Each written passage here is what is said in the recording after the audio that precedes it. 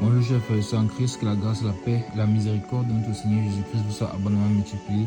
Shalom et bienvenue dans cette nouvelle vidéo de 7 minutes de plan quotidien du 18 août 2026. Nous poursuivons notre lecture dans le livre des Actes des Apôtres, chapitre 16. Nous allons lire aujourd'hui le verset 19.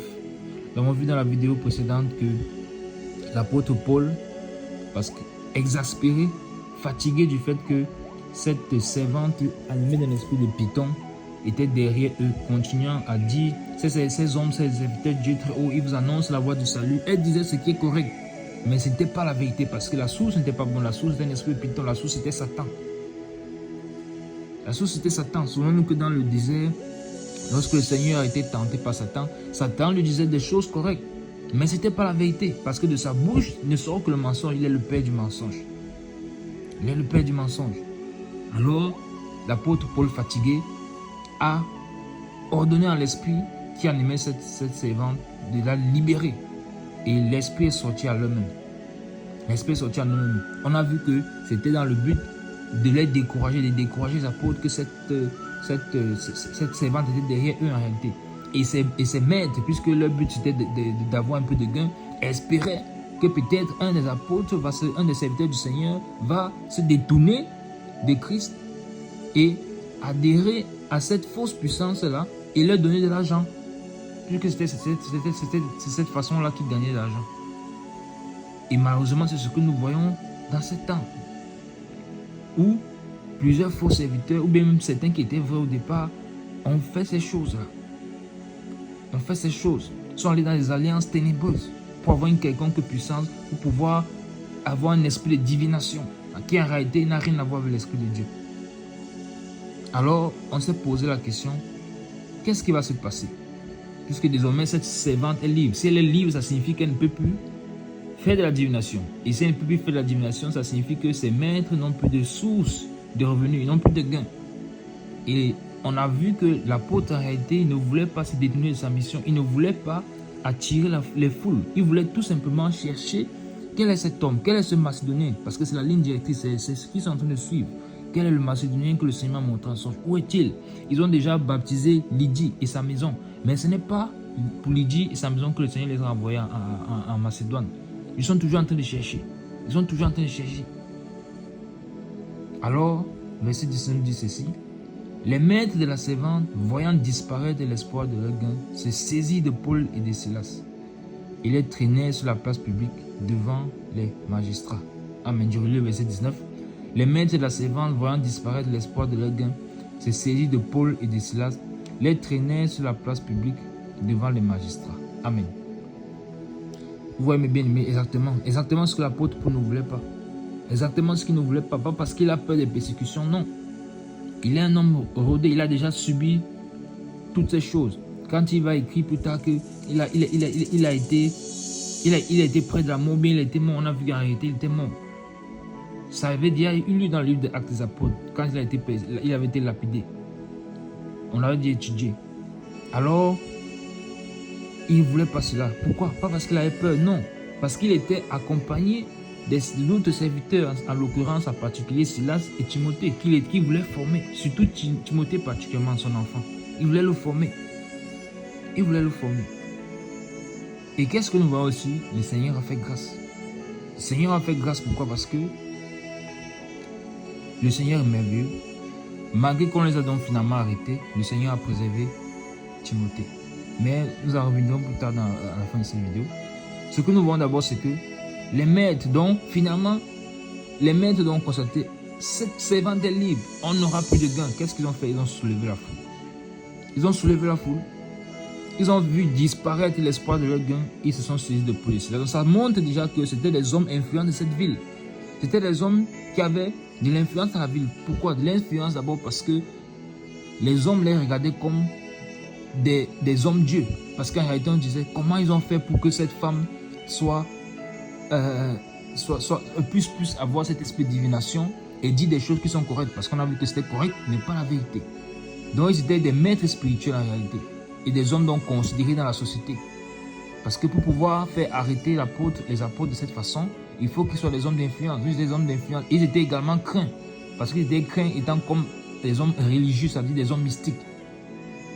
Des hommes qui ont pu mettre l'âme d'un autre homme à leur service. Est-ce que nous rendons compte? Et c'est des choses que nous voyons encore aujourd'hui. Une âme a été mise en captivité, une âme a été sous l'emprise de l'esclavage à leur gain, à leur service.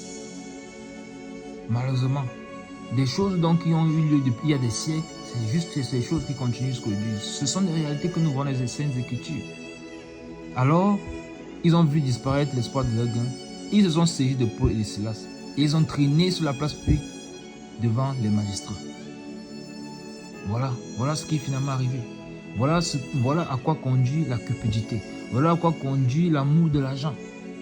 Tellement ils ont l'amour de l'argent dans leur cœur qu'ils sont prêts à vendre une âme, en l'occurrence cette servante-là, qui allait faire ça toute sa vie et mourir comme ça sans avoir accompli le but pour lequel elle est venue sur la terre. Alors toi qui m'écoutes, est-ce que tu sais pourquoi tu es venu sur la terre? Est-ce que tu as déjà accompli le but pour lequel le Seigneur t'a mis sur la terre? Est-ce que tu es même conscient qu'il y a quelque chose que tu es appelé à faire?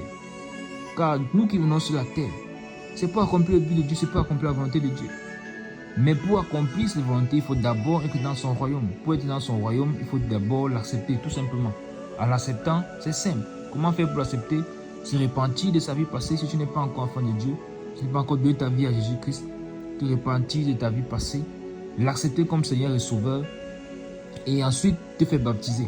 Parce qu'en l'acceptant comme Seigneur et Sauveur, il t'accorde son esprit. Mais ensuite, il faut que tu te fasses baptiser. Tu entres dans les eaux du baptême pour enterrer ton ancienne nature, pour enterrer cet homme, ce vieil homme qui vivait selon les principes du monde, pour marcher désormais en nouveauté de vie. Alors, cette âme était emprisonnée, cette servante, et ces hommes étaient dans la cupidité. Cette âme allait souffrir comme ça pendant toute sa vie. Et ces hommes-là, par amour pour l'argent, par amour pour maman, servant maman, mettait cette femme dans une souffrance terrible. Parce que non seulement elle faisait cela, mais elle était dans une souffrance parce qu'en réalité elle était esclave. Mais ces hommes non influents ont arrêté l'apôtre Paul et Silas. Mais nous voyons, c'est ce que je disais tout à l'heure, le Seigneur a préservé Timothée. Le Seigneur a préservé Timothée puisqu'on dit que c'est Paul et Silas seulement qui ont été arrêtés. Donc le Seigneur a fait grâce pour que ce qui est dans le cœur de Paul soit quand même exaucé, que Timothée ne soit pas arrêté, que Timothée ne subisse pas ces souffrances, que Timothée qui est en formation ne puisse pas subir ce que eux ils sont en train de subir, c'est-à-dire les voici qui sont arrêtés. Ils ne savent pas ce qui va advenir d'eux, ils ne savent pas. Mais l'ennemi pense toujours qu'il a le contrôle. Il a le contrôle. Vous voyez que quand on voit ce chapitre 16, et en particulier à partir du verset 11, on a commencé à descendre au fur et à mesure, on a l'impression que après que Lydie se soit fait baptiser avec toute sa famille, que les choses sont en train d'aller en décadence, que les apôtres sont en train d'aller en décadence, qu'ils sont en train de manquer le but pour lequel le Seigneur les a amenés dans cette ville. On a l'impression que les voici qui sont arrêtés, alors l'œuvre du Seigneur va s'arrêter aussi. N'avons-nous pas déjà vu cela? Nous l'avons déjà vu dans le livre d'Actes des Apôtres, où l'apôtre Pierre lui aussi avait été arrêté. Je crois que c'est dans le chapitre 12. Il avait été arrêté, mais le Seigneur l'a délivré. Et là aussi, l'ennemi pensait qu'il avait plus dessus, que l'évangile ne pourra plus se propager. Alors ici, là aussi, l'ennemi va empêcher que l'évangile se propage. Pourquoi? Parce qu'on a vu que cet homme, ce Macédonien, était un homme clé pour cette ville, pour ce district de Macédoine.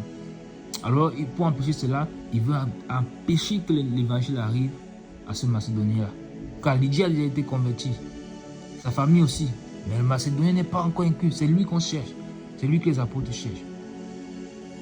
Mais notre Dieu qui est toujours souverain, qui maîtrise tout, qui n'est surpris par rien, que va-t-il se passer?